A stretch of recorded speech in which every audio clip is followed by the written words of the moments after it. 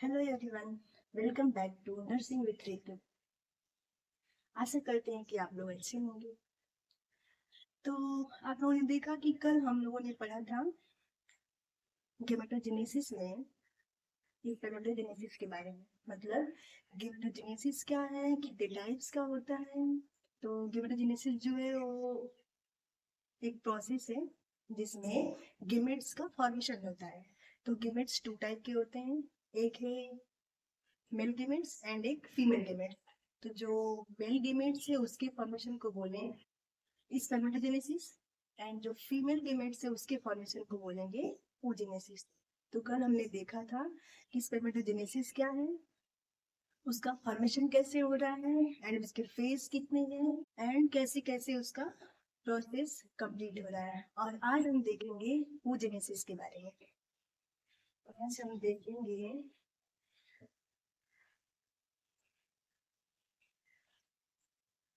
oogenesis के बारे में। तो देखिए oogenesis क्या है। oogenesis एक प्रोसेस है जिसमें मेच्योर ओवम का फॉर्मेशन होता है।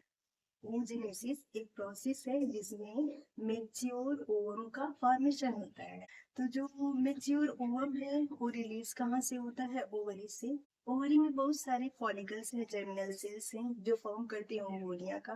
एंड oogenesis कहाँ पे होता है, उसका लोकेशन क्या है? तो ओवरीज। ओवरीज में जो उसके इनसाइड में ओवेरियन फॉलिकल प्रेजेंट है वहां पे oogenesis का प्रोसेस होता है। और oogenesis कब से स्टार्ट होता है? तो जो oogenesis है ड्यूरिंग फीटल लाइफ, जब एक फीमेल बेबी वूम्ब में होता है, मतलब जब उसका फीटल लाइफ होता है तभी से oogenesis का प्रोसेस स्टार्ट होता है, बट वो कंप्लीट नहीं हो पाता है। और उसके बाद फ्रॉम प्यूबर्टी टू मेनोपॉज जो oogenesis का प्रोसेस है फीमेल में प्यूबर्टी से मेनोपॉज तक ही होता है, बट जो मेल्स का स्पर्मेटोजेनेसिस प्रोसेस था वो लॉन्ग लाइफ तक था। मीन्स प्यूबर्टी से लेकर के जब तक वो जिंदा है तब तक स्पर्मेटोजेनेसिस का प्रोसेस हो रहा था। तो मतलब oogenesis एक प्रोसेस है जिसमें ओवम का फॉर्मेशन होता है एंड फीमेल गेमेट्स, या तो फीमेल गेमेट्स बोलिए या तो ओवम बोलिए। एंड उसका जो लोकेशन है वो ओवरी है। ओवरी में inside the ovarian follicles, ovarian follicles के अंदर oogenesis का प्रोसेस होता है। एंड oogenesis स्टार्ट कब से होता है? तो ड्यूरिंग फीटल लाइफ से स्टार्ट होता है और प्यूबर्टी से लेकर के मेनोपॉज तक कंटिन्यू oogenesis का प्रोसेस होता रहता है। तो देखिए अब देखेंगे phase of oogenesis। Phase of oogenesis पढ़ेंगे जो हमने कल भी पढ़ा था कि इस स्पर्मेटोजेनेसिस का फेज क्या है। तो सेम फेज यहाँ भी है, बस इसमें प्राइमरी स्पर्मेटोसाइट रिलीज हो रहा था, इसमें primary and secondary oocyte release होंगे। तो देखिए इसकी भी थ्री फेज है, multiplication phase, growth phase and maturation phase.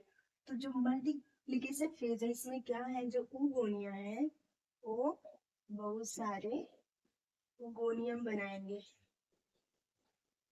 गोनियम बनाएंगे। और उसके बाद जो ग्रोथ फेज है इसमें किसी एक गोनियम को लेकर के ये इनलार्जली ग्रोथ कराएंगे, मतलब ये थोड़ा ब्रॉड भी उसका ग्रोथ कराएंगे।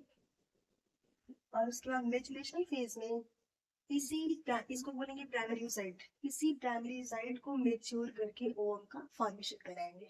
मतलब जो मल्टीप्लिकेशन फेज है उसमें जो oogonia है उसको मल्टीप्लाई कराते हैं, मल्टीप्लिकेशन कराते हैं, कई पार्ट में डिवाइड करते हैं। और उसके बाद जो ग्रोथ फेज है oogonia में से किसी एक oogonia को लेकर के उसे ग्रोथ कराते हैं, इंलार्जली ग्रोथ कराते हैं। और उसके बाद जो मेचुरेशन फेज है उसी जो इनलार्जली ग्रोथ हो रहा था जिसको हम बोल रहे थे प्राइमरी साइड,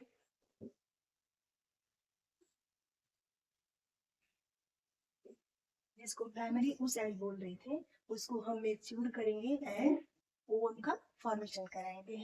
तो देखिए जब प्राइमरी oocyte से वो रिलीज होता है प्राइमरी फॉलिकल्स पे, तो जो ओवरी के फॉलिकल्स हैं वो ड्यूरिंग फीटल लाइफ, जब फीटल लाइफ होता है तो जो प्राइमरी फॉलिकल्स है वो 6 लाख होते हैं। एंड जब बर्थ हो जाता है आफ्टर बर्थ 1.5 लाख हो जाते हैं। एंड एट प्यूबर्टी 60 to 80,000 हो जाते हैं। मीन्स जब फीमेल बेबी वूम्ब में होता है, मदर के वूम्ब में होता है, तो उसके पास 6 लाख प्राइमरी फॉलिकल्स होते हैं। और जब उसका बर्थ हो जाता है, बर्थ के बाद 1.5 लाख होता है। एंड जब प्यूबर्टी का एज आता है, एट प्यूबर्टी एज 60 to 80,000 हो जाता है प्राइमरी फॉलिकल्स, जो प्राइमरी oocytes को रिलीज करेगा। तो चलिए हम देखते हैं oogenesis प्रोसेस। oogenesis प्रोसेस क्या होता है, कैसे होता है। तो हमने आपको बताया कि जो ओवरी के जर्मिनल सेल्स हैं वो फॉर्म करते हैं oogonia को। तो जो oogonia है वहां से स्टार्ट होगा oogenesis प्रोसेस। तो ये देखिए फर्स्ट है oogonia। oogonia जो है वो डिवाइड होते हैं बहुत सारे पार्ट में, तो उसमें से oogoनियम बनता है। फिर जो oogoनियम है, जो oogoनियम है उससे मिटोटिक डिवीजन होता है। मिटोटिक डिवीजन के बाद वो अपनी जैसे दो सेल्स का इक्वल, एक जैसे दो सेल बनाते हैं। देखिए एक जैसे दो सेल्स बनाते हैं जिसको हम बोलते हैं, उसमें से एक सेल्स को बोलते हैं प्राइमरी oocytes। मीन्स जब मिटोटिक डिवीजन हुआ तो प्राइमरी oocytes बना। प्राइमरी oocytes बनने के बाद फिर मियोसिस फर्स्ट डिवीजन होता है। मियोसिस फर्स्ट डिवीजन होता है तो एक बनता है सेकेंडरी oocyte एंड एक बनता है फर्स्ट पोलर बॉडी। तो देखिए जो फर्स्ट पोलर बॉडी है उसका कोई नीड नहीं है, उसका आगे कोई फंक्शन भी नहीं है। बट ओवम का अगर फॉर्मेशन करना है तो सेकेंडरी oocytes का नीड है। तो जो सेकेंडरी oocytes है फर्स्ट पोलर बॉडी से सारे म्यूटेशन को अपने साइड कैरी कर लेता है। फिर जो सेकेंडरी oocyte है, फिर सेकेंड मियोसिस डिवीजन होता है।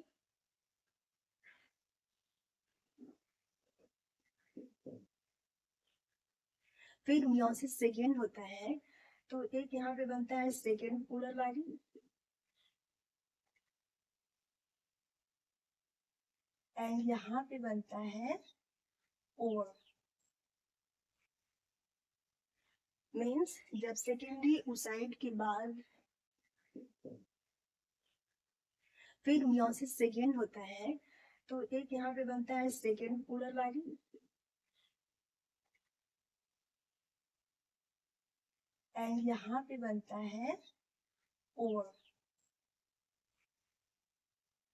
मीन्स जब सेकेंडरी oocyte के बाद सेकेंड मियोसिस डिवीजन होता है तो फॉर्म होता है second polar body and second side, एक साइड फॉर्म होता है सेकेंड पोलर बॉडी एंड एक साइड फॉर्म होता है ओवम। तो क्या है, हम इस प्रोसेस को बोलते हैं oogenesis प्रोसेस। तो oogenesis प्रोसेस क्या है, oogonia से बहुत सारे oogoनियम का निर्माण होता है। फिर जब oogoनियम बनते हैं तो मिटोसिस डिवीजन होता है। तो एक दो पार्ट में अपने जैसे सेम सेल्स का निर्माण करते हैं। जो oogoनियम है फिर उसका डिवीजन होता है, मिटोटिक डिवीजन होता है। तो प्राइमरी oocytes बनते हैं। फिर प्राइमरी oocytes के बाद मियोसिस डिवीजन होता है, तो उसमें एक साइड फर्स्ट पोलर बॉडी बनता है और एक साइड सेकेंडरी oocyte। फिर जो सेकेंडरी oocyte है उसके बाद सेकेंड मियोसिस डिवीजन होता है, तो एक साइड सेकेंड पोलर बॉडी बनता है, एक साइड ओवम। ये ओवम तब तक मैच्योर नहीं होंगे जब तक उससे स्पर्म का मीटअप नहीं होगा। तो इसको हम बोलते हैं oogenesis प्रोसेस। तो देखिए जो स्पर्मेटोजेनेसिस है एंड जो oogenesis है उसमें बस कुछ डिफरेंसेस है। कुछ डिफरेंसेस मतलब जो स्पर्मेटोजेनेसिस है उसमें जो एक स्पर्मेटोसाइट है वो 4 स्पर्म सेल्स का निर्माण कर रहा है। बट जो oogenesis प्रोसेस है उसमें जो oogonia है या oogoनियम है या प्राइमरी oocyte है वो सिर्फ एक ओवम का फॉर्मेशन करता है। तो हम आशा करते हैं कि हमारी आज की वीडियो आपको समझ में आई होगी। अगर नहीं समझ में आई होगी तो आप हमें कमेंट बॉक्स में कमेंट करके बता सकते हैं और हम दोबारा से इसे एक्सप्लेन कर सकते हैं। ऐसे ही कंटेंट को पाने के लिए हमारे नर्सिंग विद रितु पेज को सब्सक्राइब करिए एंड लाइक करिए एंड कमेंट में डन लिख के सेंड करिए।